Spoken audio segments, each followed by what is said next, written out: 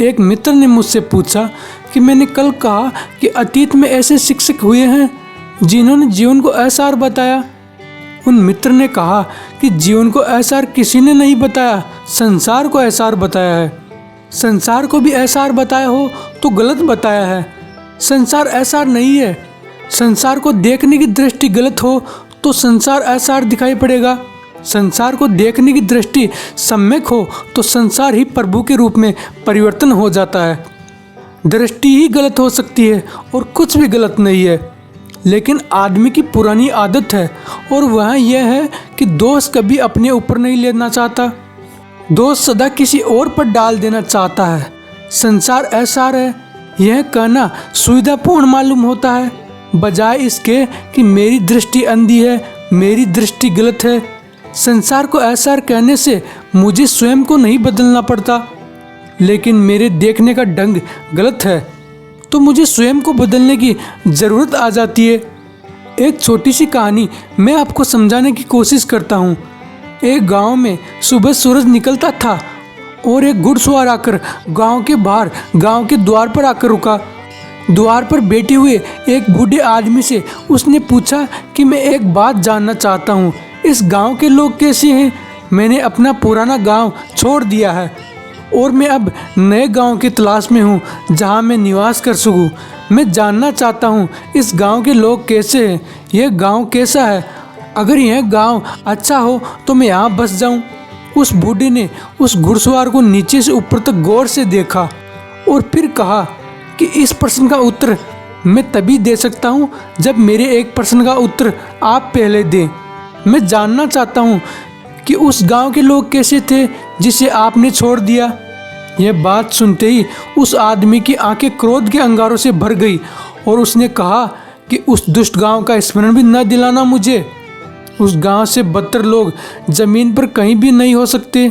उन्हीं दुष्टों के कारण मुझे वह गांव छोड़ना पड़ा और यह आशा और प्रार्थना लेकर गांव छोड़ा है कि जिस दिन मेरे हाथ में शक्ति होगी उन्हें बताऊंगा। मेरे साथ जो दुर्व्यवहार किया है उसका फल उन्हें निश्चित ही चखना है। उस बूढ़े आदमी ने कहा कि फिर क्षमा करें, मैं आपसे कहता हूँ कि मैं 70 वर्षों से इस गांव में रह रहा हूँ। इस गांव के लोग उस गांव से भी बुरे हैं। आप कोई और गांव खोज ले, इस गांव के लोग अच्छे नहीं है।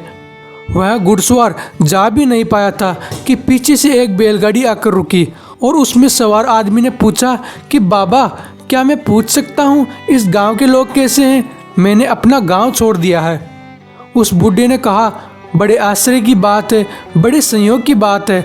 अभी अभी मैं इसका उत्तर दिया हूँ, लेकिन फिर मुझे पूछना पड़ेगा, तुम्हारे गांव के लोग कैसे थे जिसे तुमने छोड़ दिया? उस बैलगाड़ी के सवार की आंखें खुशी के आंसू से भर गई और उसने कहा, उनकी स्मृति भी मुझे आनंद से भर देती है। उतने प्यारे लोग शायद पृथ्वी के किसी गांव में खोजने से भी नहीं मिलेंगे। दुर्भाग्य मेरा कि किसी मुसीबत में मुझे वह गांव छोड़ना पड़ा और यह भी आशा लेकर गांव छोड़ा हूँ कि जब भी सौभाग्य होगा तब वापस उसी गांव में जाकर बस जाऊंगा। कैसे हैं इस गांव के लोग? बाबा, कृपा करके मुझे बताइए, कैसे हैं इस गांव के लोग? उस बूढ़े ने कहा, बैलगाड़ी गांव के भीतर मोड़ लो। मैं तुम्हारा स्वागत करता हूँ और विश्वास दिलाता हूँ, मैं 70 वर्षों से इसी गांव में रह रहा हूँ। इस गांव से प्यारे और अच्छे लोग पृथ्वी पर कहीं भी नहीं खोजे जा सकते। मैं भी उस गांव के दरवाजे पर था और मैंने उस बूढ़े आदमी की दोनों बातें सुनी। मैं बड़ी मुश्किल में पड़ गया। अगर मैंने एक बात सुनी होती तो ठीक था। पहले आदमी से उसने कहा था कि इससे बुरे आदमी कहीं भी खोजना कठिन है, और दूसरे आदमी से उसने कहा कि इस गांव से अच्छे आदमी खोजना कठिन है। जब वह बैलगाड़ी गांव के भीतर चली गई तो मैंने उस बूढ़े आदमी से पूछा कि मैं बहुत मुश्किल में पड़ गया हूँ, इस गांव के लोग आखिर कैसे हैं? उस बूढ़े ने कहा, हर गांव के लोग वैसे ही होते हैं जैसे आप होते हैं। गांव के लोग आपके ऊपर निर्भर करते हैं कि आप कैसे हैं। गांव स्वर्ग हो जाता है अगर आपके भीतर प्रेम है। गांव नरक हो जाता है अगर आपके भीतर घृणा है। संसार तो बड़ा गांव है, थोड़ी देर के लिए हम उसमें मेहमान होते हैं और उन लोगों को मैं अधार्मिक कहता हूँ जो संसार को असार बताते हैं। धार्मिक आदमी मैं उसको कहता हूँ जो संसार को खोजता हो अपनी दृष्टि में, अपने मन में। अगर संसार बुरा दिखाई पड़ता हो, असार दिखाई पड़ता हो, शत्रु दिखाई पड़ता हो, तो जान लेना ठीक से कि वह उसी बात का प्रेक्षेपण है जो आपके भीतर छिपा है। वह उसी का प्रोजेक्शन है। हम दूसरे में उसी को खोज लेते हैं जो हम हैं। आप होंगे असार तो संसार असार हो जाता है। जिस दिन आप सार को उपलब्ध होंगे उस दिन इस जगत में कुछ भी असार नहीं रह जाता। हम भीतर जो है वह महत्वपूर्ण है और सारा जगत भीतर जो है उसी रूप में दिखाई पड़ता है। असार चित्त को, गलत देखने की दृष्टि को सारा जगत कांटों से भरा हुआ मालूम पड़ता है। ठीक दृष्टि को, सम्यक दृष्टि को सारा जगत फूल से भरा दिखाई पड़ता है। न जगत फूल है न जगत कांटा है। आप क्या है, जगत वही हो जाता है। इसलिए मैं न तो जीवन को असार कहने के पक्ष में हूँ और न ही संसार को असार कहने के पक्ष में हूँ। सारी जिम्मेदारी मेरे ऊपर है। मैं कैसे देखता हूँ इन सब पर निर्भर है। और इस बात पर इसलिए जोर देना चाहता हूँ कि संसार को आप नहीं बदल सकते, लेकिन अपने को बदल सकते हैं। संसार में आप भाग भी नहीं सकते। जो संसार से भागने के ख्याल में होते हैं वे गलती में होंगे। जितना गृहस्थ संसार में रहता है उतना ही सन्यासी भी संसार में रहता है। कोई संसार के बाहर जा नहीं सकता जीते जी। संसार के बाहर जाने के उपाय नहीं है। संसार में गृहस्थ एक ढंग से रहता है, सन्यासी दूसरे ढंग से रहता है, लेकिन संसार के बाहर कोई नहीं जा सकता। रहने का ढंग बदल सकता है, देखने की दृष्टि बदल सकती है, लेकिन संसार से भागकर जाओगे कहाँ? जहाँ भी आप पहुँचेंगे वहीं जो है वहीं संसार है। घर में भी संसार उतना ही है जितना आश्रम में है, और सफ़ेद वस्त्रों में भी संसार उतना ही है जितना गेरिक वस्त्रों में है। गेरुआ वस्त्र पहन लेने से संसार कुछ कम नहीं हो जाता। संसार तो वह परिस्थिति है जिसके भीतर हम जीते हैं। श्वास श्वास संसार है, उठना बैठना भी संसार है, आंखें खोलना बंद करना संसार है, जीवन संसार है। आप भागकर जाओगे कहाँ? भागने का कोई उपाय नहीं है। लेकिन जो लोग इस भ्रम में पड़ जाते हैं कि संसार से भागना है, वे अपने को बदलने का ख्याल ही भूल जाते हैं और संसार से भागते रहते हैं और पाते हैं कि वे वहीं के वहीं हैं, कोई अंतर नहीं पड़ा। एक सन्यासी हिमालय पर 30 वर्ष तक रहा। वह सन्यासी बहुत क्रोधी था, बहुत अहंकारी व्यक्ति था। अहंकार और क्रोध से पीड़ित होकर ही वह हिमालय चला गया। उसने सोचा छोड़ दे इस संसार को तो क्रोध भी छूट जाएगा, अहंकार भी छूट जाएगा। संसार बुरा है, क्यों ना मैं हिमालय पर चला जाता हूँ। वहाँ तो कोई समाज नहीं होगा, वहाँ कोई मनुष्य नहीं होंगे। धीरे धीरे उसे लगा कि अब क्रोध नष्ट हो गया, अहंकार नष्ट हो गया।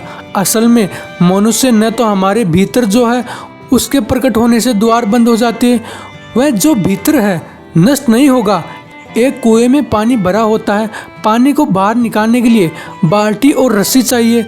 अगर बाल्टी और रस्सी न हो तो इसका यह मतलब नहीं है कि कुएं का पानी खत्म हो गया। एक एक आदमी के भीतर क्या भरा हुआ है उसे निकालने के लिए दूसरे मनुष्य की मौजूदगी चाहिए। आपके भीतर क्रोध है तो दूसरे आदमी की मौजूदगी आपके क्रोध को बाहर निकाल देती है।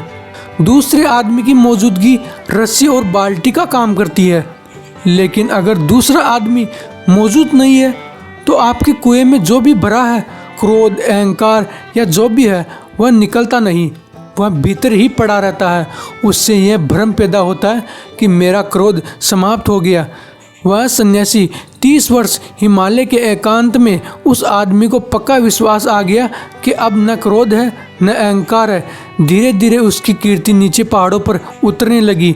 एक बहुत बड़ा कुंभ का मेला था और कुछ लोग उसके पास गए और उन्होंने निवेदन किया कि आप नीचे चले और लोगों को दर्शन दे।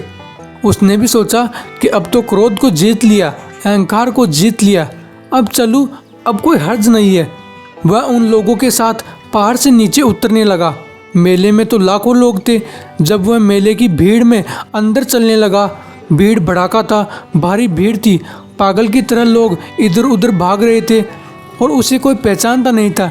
एक आदमी का जूता उसके पैर पर पड़ गया और एक सेकंड में बीच के 30 साल मिट गए और वह वही आदमी हो गया जो 30 साल पहले था। उसने कहा, अंधे हो क्या, दिखाई नहीं पड़ता? क्रोध वापस हो गया वहीं के वहीं। वह तो हैरान रह गया। उसे तो ख्याल था कि क्रोध मिट गया और वहीं से वापस लौट गया। उसने कहा कि अब मैं हिमालय नहीं जा रहा हूँ, अब मैं वापस संसार जा रहा हूँ, क्योंकि हिमालय की शांति भी 30 वर्षों में जिस सत्य को मुझे दर्शन नहीं करा पाई, वह एक आदमी ने जरा से संपर्क में मुझे दिखाई पड़ गया। मैं तो सोचता था क्रोध समाप्त हो गया, लेकिन शायद क्रोध के प्रकट होने की परिस्थिति पर मौजूद नहीं थी। क्रोध समाप्त नहीं हुआ था। अब मैं वापस जाता हूँ लोगों के बीच, और अगर लोगों के बीच रहकर ही मेरा क्रोध मिटे तो मैं समझूंगा कि वह मिट गया, अन्यथा एकांत धोखा देता है। एकांत बहुत डिसेप्टिव है। अकेले में तो हर आदमी महात्मा हो जाता है। सवाल तो भीड़ के बीच में होने का है। अकेले में महात्मा होने में कोई कठिनाई नहीं है। अकेले में महात्मा होने के सिवाय कोई विकल्प नहीं है, कोई उपाय नहीं है, कोई अल्टरनेटिव नहीं है। महात्मा होना ही पड़ता है। दूसरों की मौजूदगी, वह जो कि अंदर है, वह जो दूसरा है, वह मुझे कसौटी पर कसता है कि मैं कहाँ हूँ। उसकी मौजूदगी मुझे खोलती है, प्रकट करती है।